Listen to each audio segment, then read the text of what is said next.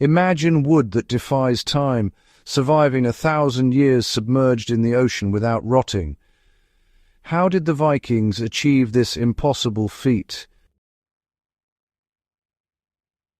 We're diving deep into ancient shipwrecks to uncover the mind-blowing secrets of their lost materials science, revealing a preservation method that modern engineering still struggles to replicate. In 1904, Norwegian farmers digging a burial mound near Oseberg discovered something impossible. Beneath layers of blue clay lay a Viking longship from 834 AD, over 1,000 years old. But this wasn't fragments of decayed timber or archaeological dust. The wood was intact, the intricate carvings still sharp, the planks still held their shape. You could see the axe marks from the Viking shipwrights who'd shaped each piece. The preservation was so extraordinary that restorers could reassemble the ship almost exactly as it had been built, down to decorative details that shouldn't survive a decade underwater, let alone a millennium. The Gokstad ship, discovered in 1880, told the same impossible story. Oak planks that should have rotted centuries ago remain structurally sound enough that researchers built a full-scale replica and sailed it across the Atlantic in 1893. The replica performed exactly as the original would have: fast, seaworthy, responsive. Wood from the 9th century was teaching modern shipbuilders how Vikings crossed oceans. This shouldn't be possible. Wood decays. It's organic material, food for bacteria, fungi, and marine organisms that break down cellulose and lignin. Modern treated lumber, soaked in chemical preservatives, might last 50 years in marine environments if you're lucky. Yet Viking ships, supposedly untreated, survive 20 times longer.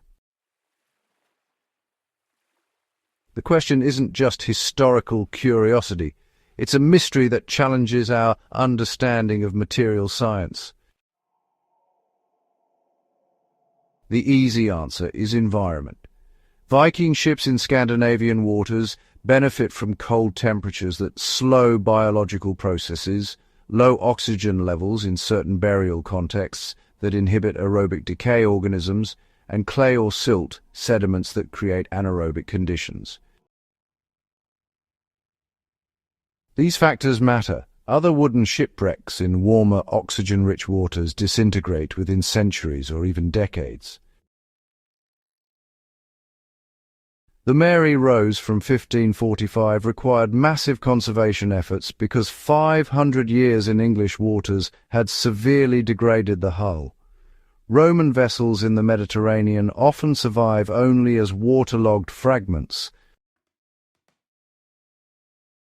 But, environmental factors alone don't explain the Viking phenomenon. Plenty of wooden artifacts in similar Scandinavian conditions have decayed over time. Ordinary construction timber from the same era, well, it rarely survives in such pristine condition. Something about Viking ships specifically, their construction, their materials, their treatment, created preservation that really goes beyond just lucky burial circumstances. Modern researchers analyzing timber samples from Viking ships have found something quite remarkable: chemical signatures that simply don't match untreated oak, pine tar, birch bark extracts, and even compounds from bog iron production. The Vikings weren't just building ships, they were treating the wood with complex mixtures of natural preservatives, some intentional, some potentially accidental byproducts of their construction environment. Pine tar, extracted by heating pine wood in oxygen-poor conditions, contains phenolic compounds with powerful antimicrobial properties. Vikings used it extensively for waterproofing ropes, caulking seams, and coating surfaces. Analysis shows it penetrates deep into wood grain, creating a chemical barrier that inhibits fungal and bacterial colonization. Unlike modern chemical preservatives that degrade over time, these natural compounds remain stable for centuries, continuing to protect long after the ship was abandoned. Birch bark tar, another Viking staple, contains betulin, a tritopene with documented antifungal and antibacterial properties. Modern research into betulin shows it disrupts cell membranes in microorganisms, preventing the enzymatic breakdown of wood cellulose. Vikings knew nothing about cell membranes or enzymes, but they knew empirically that wood treated with birch tar lasted longer. They'd refined this knowledge over generations, experimenting with extraction methods, application techniques, and mixture ratios that maximize preservation without compromising structural properties. But the most fascinating discovery involves something Vikings couldn't have intentionally controlled: microbial communities. Wood from Viking ships, interestingly, hosts unique bacterial populations that seem to inhibit wood-degrading organisms. Some of these bacteria actually produce compounds that suppress fungal growth. Others form biofilms that physically block degradation pathways. It's possible that Viking construction practices, the specific combinations of materials they used, and the environments where they built and launched their ships kind of inadvertently created conditions that favored protective microbial communities over destructive ones. This really mirrors other ancient preservation mysteries. Egyptian mummification, for instance, worked partly through intentional chemical treatment, but also through microbial selection, creating environments where preservation favoring bacteria outcompeted those decomposition-causing organisms.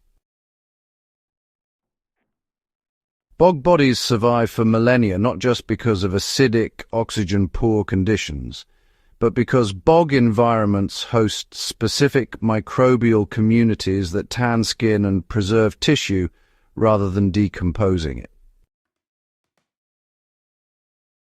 The Vikings may have stumbled onto a similar microbial partnership without understanding the mechanism. By consistently using pine tar, birch compounds, and specific construction techniques, they created ships that hosted protective bacterial ecosystems. These microbes colonize the wood during construction and use, establishing communities that persisted long after the ships were buried, continuing to defend against decay organisms for centuries. Modern scientists are trying to reverse engineer this lost technology. Researchers in Norway and Sweden are analyzing timber samples at the molecular level, identifying every compound present and mapping microbial DNA, all in an effort to recreate the exact chemical and biological conditions that enabled such extraordinary preservation. Early experiments show promise. Wood treated with authentic Viking method pine tar and exposed to similar bacterial communities shows dramatically improved resistance to decay compared to modern pressure-treated lumber. The implications extend far beyond historical curiosity. Modern wood preservation relies heavily on toxic chemicals, copper compounds, arsenic derivatives, and synthetic fungicides that leach into soil and water, creating environmental hazards that, honestly, can persist for decades. If Viking methods can be understood and, actually replicated using entirely natural, non-toxic materials that perform better over long timescales, it could truly revolutionize sustainable construction. Imagine, just for a moment, building coastal structures, marine infrastructure, or outdoor construction with wood treated using refined ancient methods, materials that last for centuries without poisoning ecosystems, that improve rather than degrade over time, and that work with natural biological processes instead of against them. This isn't just some romantic nostalgia for the past.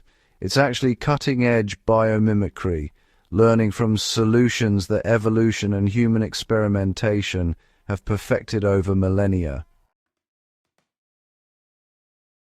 The Vikings didn't have laboratories or, any understanding of microbiology. Instead, they relied on careful observation, experimentation, and generations of accumulated knowledge which was passed down through apprenticeship and practice. They noticed what worked and, refined it relentlessly. The result was material science so sophisticated that even today, modern researchers with electron microscopes and DNA sequencers are still trying to fully understand how it functioned. This actually reveals something quite profound about progress and knowledge. We often assume that modern technology always surpasses ancient methods simply because we have better tools and, a deeper theoretical understanding. Sometimes that's true, but sometimes ancient peoples, through patient observation and empirical refinement, discovered solutions that our theory-driven approach has overlooked or even dismissed as impossible. The Vikings created wood that outlasts modern treated lumber by centuries. That's not primitive technology. That's mastery we've forgotten and, honestly, are only beginning to relearn. When you stand beside a Viking longship in a museum, you're not just looking at history, you're looking at material science that modern engineering can't fully replicate, at biological partnerships we're only beginning to understand, at knowledge encoded in wood and tar and bacterial communities that survived 1,000 years to teach us we still have much to learn. If this journey into forgotten material science revealed how much ancient wisdom we've lost and really need to recover, subscribe to Through Time. Share this story with someone who needs to understand that progress isn't always linear, that sometimes the deepest innovations come from looking backward to move forward. The Vikings are still teaching us if we're humble enough to listen.